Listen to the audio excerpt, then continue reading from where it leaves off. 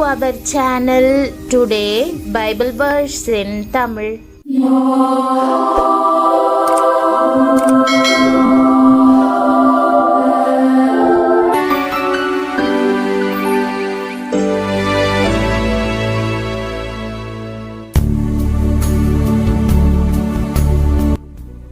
இன்றைய வசனம் சங்கீதம் 118:15. கிறிஸ்துவுக்குள் பிரியமானவர்களே, நம்முடைய ஆண்டவரும் இரட்சகருமான இயேசு கிறிஸ்துவின் வல்லமையுள்ள நாமத்தில் உங்களை வாழ்த்துகிறேன்.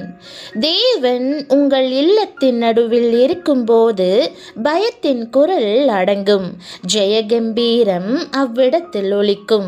வாழ்வின் எல்லா சூழ்நிலைகளிலும் உடனிருந்து வழிநடத்துவதற்காக தேவன் நம்மோடு கூட இருக்கிறார். கவலைப்படாதிருங்கள், அவர் ஏற்கனவே எல்லாவற்றையும் திட்டம் பண்ணிவிட்டார். நீதிமான்களுடைய கூடாரங்களில் இரட்சிப்பின் கம்பீர சத்தம் உண்டு. கர்த்தரின் வலது கரம் பராக்கிரமம் செய்யும் என்ற வாக்குதத்த வசனத்தை இன்று நாம் தியானிப்போம். ஒரு மனுஷன் பாவ மன்னிப்பை பெற்றால் அவனுடைய உள்ளத்தில் மகிழ்ச்சி ஏற்படுகிறது.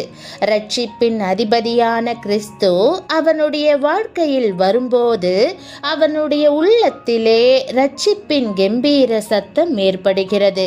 அதே நேரத்தில் அவனுடைய வீட்டில் உள்ள ஒவ்வொருவரும் கிறிஸ்துவை ஏற்றுக்கொள்வார்களானால் அவனுடைய வீடு முழுவதிலும் கர்த்தரை துதிக்கிற துதியும் ஆடலும் பாடலும் மகிழ்ச்சியும் உண்டாகும்.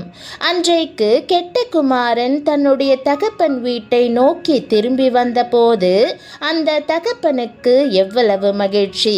அந்த வீட்டிலுள்ள அனைவருக்கும் மகிழ்ச்சி. அங்கே கீத வாத்தியங்கள் முழங்கின, நடன களிப்பும் ஆரம்பமானது. ஆம், மனம் திரும்புகிற ஒரு பாவியின் நிமித்தம் பரலோகத்தில் மிகுந்த சந்தோஷம் உண்டாயிருக்கும். வேதத்தில் உள்ள கூடாரங்களை 3 வகைகளாக பிரிக்கலாம்.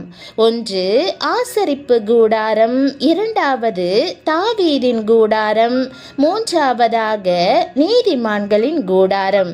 ஆசரிப்பு கூடாரத்தை பாருங்கள். அங்கே மகிழ்ச்சியோ ஆனந்த களிப்போ இல்லை. ஆடு மாடுகள் பரிதாபமாக அடிக்கப்படுகின்றன, இரத்தம் சிந்துகின்றன. ஆசாரியர்கள் அதை எடுத்து பலிபீடத்தின் மேல் தெளிக்கிறார்கள், பலியை கொண்டு வந்தவர்கள் மேலும் தெளிக்கிறார்கள். இது சிலுவையில் கிறிஸ்து பலியானதற்கு நிழலாட்டமாய் இருக்கிறது. ஆனால் அதே நேரத்தில் தாவீதின் கூடாரத்தை பாருங்கள். தாவீதின் கூடாரத்தில் எப்போதும் இசையும் பாடல்களும் சங்கீதங்களும் ராகங்களும் நிரம்பியிருக்கின்றன. தாவீது எப்போதும் தேவ பிரசன்னத்தை உணர்ந்து ஆடி பாடி கர்த்தரை துதிக்கிறவர்.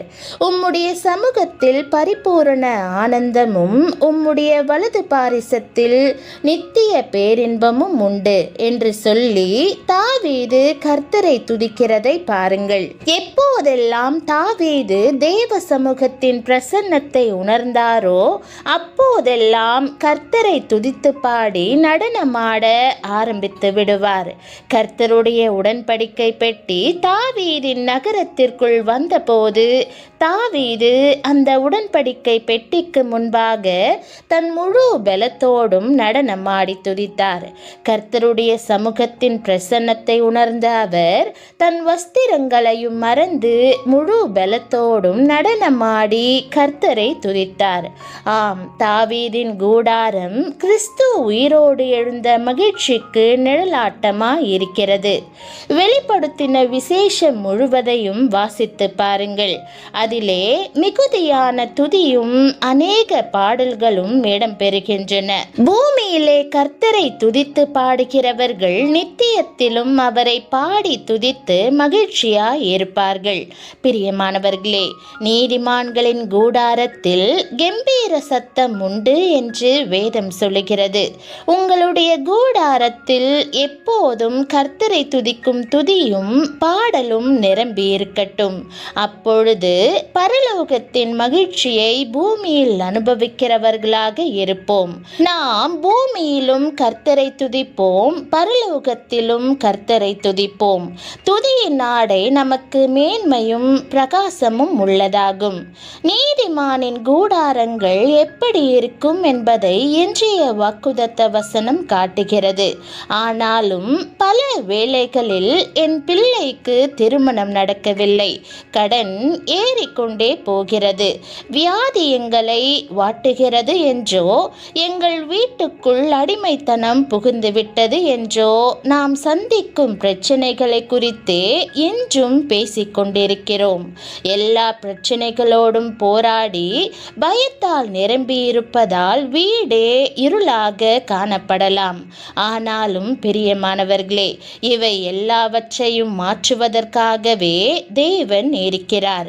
இந்த வசனத்தை நாம் சுதந்தரித்து ரட்சிப்பின் ஜெயத்தின் கம்பீர சத்தத்தை மறுபடியும் நம் வீட்டில் கேட்க பண்ணுவோம். அபியா யூதாவின் ராஜாவாக இருந்தபோது இஸ்ரவேல் ராஜாவாக இருந்த யெரொபெயாமின் 8 லட்சம் பேர் கொண்ட படையை தன் 4 லட்சம் பேர் கொண்ட படையால் எதிர்த்தான். யெரொபெயாம் கர்த்தரை விட்டு விலகி இருந்த போது அபியா எங்களுக்கோ கர்த்தரே தேவன் என்று அறிக்கை பண்ணினான். கர்த்தரின் ஆசாரியரை எக்காலங்களை ஊதும்படி அவன் முன்னே நிறுத்தினான். யுத்தம் தொடங்கிய போது அவர்கள் கர்த்தரை நோக்கி கூப்பிட்டார்கள். யுக்திகளை காட்டிலும், யோசனையை காட்டிலும், வீரத்தை காட்டிலும் தேவனுடைய வல்லமையை அவர்கள் நம்பினார்கள்.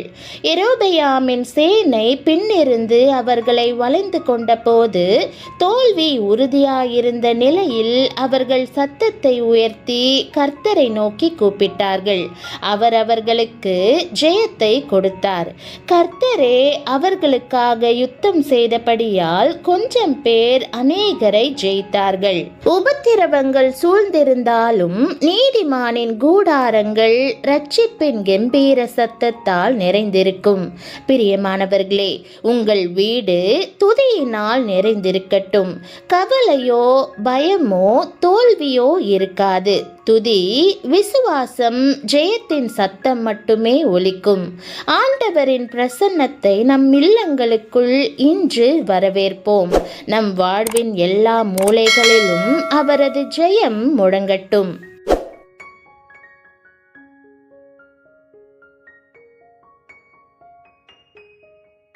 ஜெபம். அன்பின் ஆண்டவரே, என் வாழ்வின் எல்லா தருணங்களிலும் இருப்பதற்காக உம்மை ஸ்தோத்தரிக்கிறேன்.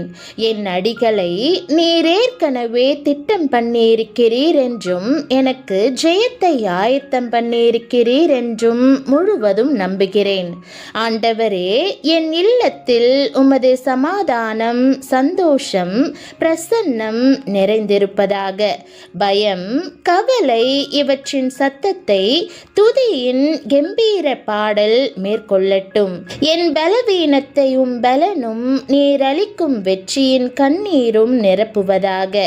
என் இல்லம் உம் மேலான விசுவாசத்தினால் ஸ்தோத்திர கீதங்களால் நிரம்பட்டும்.